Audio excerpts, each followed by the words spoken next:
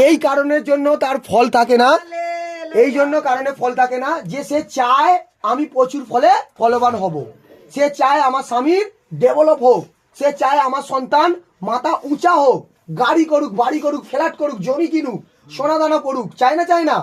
প্রত্যেকে চায়, কিন্তু ফলবান এই কারণে হয় না যে ঈশ্বরের উপদেশকে তারা ধরে রাখে না। হালেলুয়া। আজ আপনাদেরকে 3টে উপদেশ দেয়া হবে। আজ আমাদের টপিকের মূল পয়েন্ট হচ্ছে, মণ্ডলীর আজকের খাদ্য টপিক হচ্ছে কোন ব্যক্তি প্রচুর ফলে ফলবান হবে। কোন ব্যক্তি? এখানে 50টা ব্যক্তি আছে, 50টা ভবনে ব্যক্তি প্রচুর ফলবান হব না। হালেলুয়া। চাষিরা প্রত্যেকেই চাষ করতে থাকবে। বর্ষাকালে দেখেছেন তো ধান চাষ করছে, প্রত্যেক জন কি কাটায় 1 মণ করে ধান পায়? কেউ বেশিও পায়, কেউ কমও পায়, কেউ আবার হাফ পায়।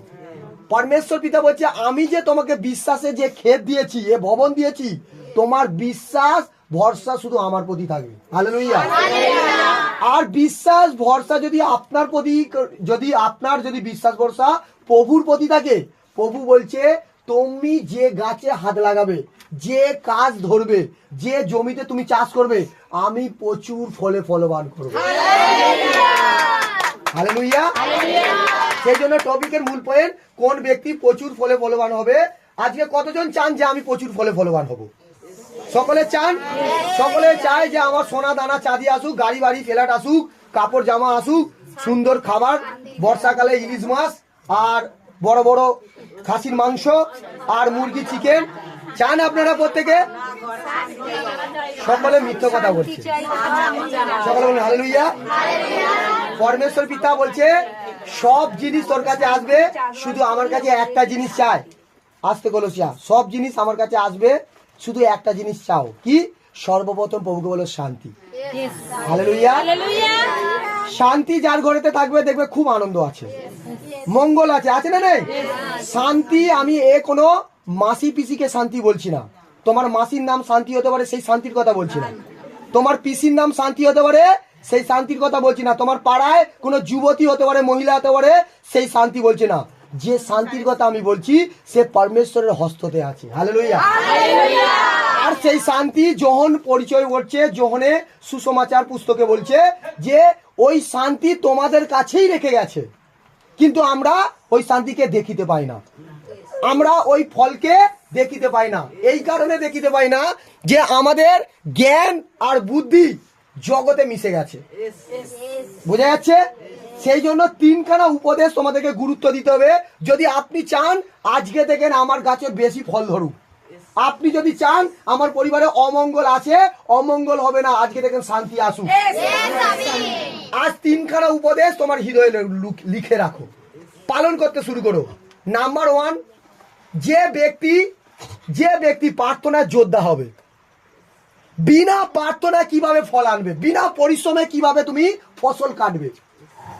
আপনার দাদা কোদাল নিয়ে, কাস্তে নিয়ে, আজকে মাথায় গামছা পরে, বৃষ্টিতে রোদেতে, আজকে জলে ভিজে রোদে পুড়ে সে শ্রম করছে, আর তাই তার কাটা প্রতি মনে ভরে গেছে ধান।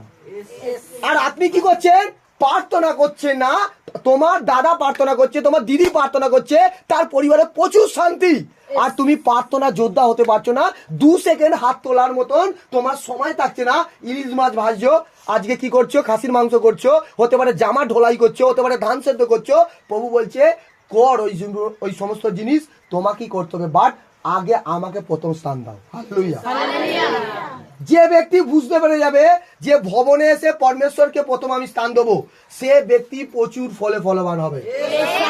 সেই জন্য পরমেশ্বর পিতা বলছে কি, যে তুমি আজকে প্রচুর ফলে ফলবান হবে তখন যদি তুমি প্রার্থনার যোদ্ধা হও। হালেলুয়া। কতজন চান যে আমি প্রার্থনা করতে চাইবো? চান না? চাই না?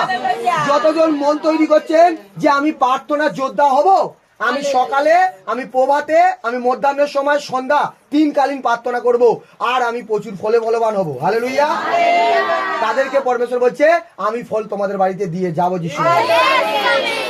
দ্বিতীয় নাম্বার পয়েন্ট উপদেশ পরমেশ্বর পিতার কাছে, যে এই পৃথিবীতে ঈশ্বরের জ্ঞানে যে চলবে, মানে সুবুদ্ধি। আমরা নির্বুদ্ধিতে চলাতে অনেক ফল ডিসমিস হয়ে যায় আমাদের। ভুল পথে যাওয়াতে পুরস্কার আমার হাত থেকে বেরিয়ে চলে যায়। দৃষ্টান্ত দেখো, যদি তুমি নদীতে জল গুলিয়েছে, নদীতে মাছ উঠেছে, যেখানে খাপ কাটছে সেই জায়গায় যদি পলুইটা যদি না ফেলো, মাছ থাকবে না, বেরিয়ে যাবে। পরমেশ্বর এই কথাটাই তোমাদেরকে শিক্ষা দিচ্ছে। পরমেশ্বর ক্ষেত খুলেছে প্রত্যেকটা বিশ্রাম দিন তোমাকে চাঙ্গা করার জন্য। দাসকে সারা রাত অভিষেক দিয়ে পাঠিয়েছে। আর সেই রবিবার তুমি সেই স্থানে না গিয়ে তুমি আলু জমিতে আলু ফলাচ্ছ, সর্ষে জমিতে সর্ষে ফলাচ্ছ, বাড়িতে গিয়ে তুমি কি করছো? তুমি অভাব অনটনে বসে আছো। পরমেশ্বর বলছে, যদি তোমার মন যদি ব্যাকুল হয়ে থাকে, আমার ভবনে আসো, ওই ব্যাকুল সমস্যা বিলকুল ক্লিয়ার হবে। সেই জন্য পরমেশ্বর বলছে, যে ব্যক্তি ঈশ্বরের জ্ঞানে চলবে, সুবুদ্ধি মানে জ্ঞানে বলে সুবুদ্ধিতে চলবে, সেই ফলে ফলবান হবে। হালেলুয়া। তৃতীয় নাম্বার উপদেশ, নিজের জীবনে পরমেশ্বর পিতার আজ্ঞাকে পালন করতে হবে। তুমি যদি আজকে আজ্ঞা পালন না করো, তুমি ফলবান হবে না। তুমি চিন্তা করে দেখো, যে চাষি এখনো মাঠেতে আজকে যুদ্ধ করছে এই রোদে জলে, আর কোনো ব্যক্তি সেই তার পাশের বাড়ির চাষি হতে পারে, তার ভাই দাদা হতে পারে, সে বাড়িতে ক্যারাম খেলছে, হতে পারে টিভি দেখছে, কে ফল বেশি পাবে? যে কষ্ট করছে। Right, you are right. যে কষ্ট করছে, অর্থাৎ পরমেশ্বর পিতা এখানে বোঝাতে চাইছে, সে কি করছে? ঈশ্বরের জ্ঞানে, হতে পারে তার বাবা মায়ের জ্ঞানে, সে জানে যে জমিতে যদি আজকে জলে পুড়ে আমি যদি আজকে যুদ্ধ করি, পরিশ্রম করি, আমি আগামী 3 মাসের মধ্যে ফলবান হব। চাষি যখন ধান বুনে সঙ্গে সঙ্গে ফল কাটে কি? অপেক্ষা করতে হয়। কতদিন? 3 মাস বা 2.5 মাস অপেক্ষা করতে হয়।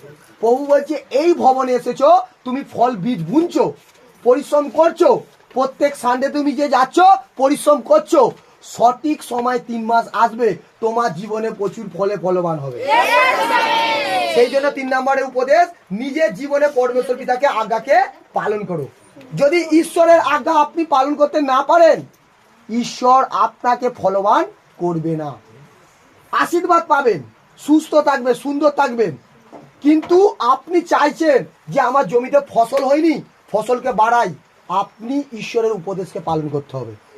যদি আপনি চান আমার স্বামীর এখনো প্রমোশন হয়নি, সন্তানের প্রমোশন হয়নি, আজকে থেকে আপনাকে ঈশ্বরের আজ্ঞাকে পালন করতে হবে।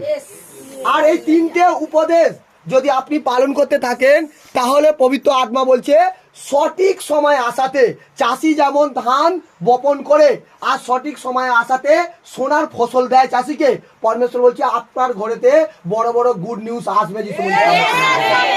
কতজন আজকে বিশ্বাস করেন কলসিয়া? কতজন চান যে এই 3টে উপদেশ আমি পালন করব? পালন করবেন?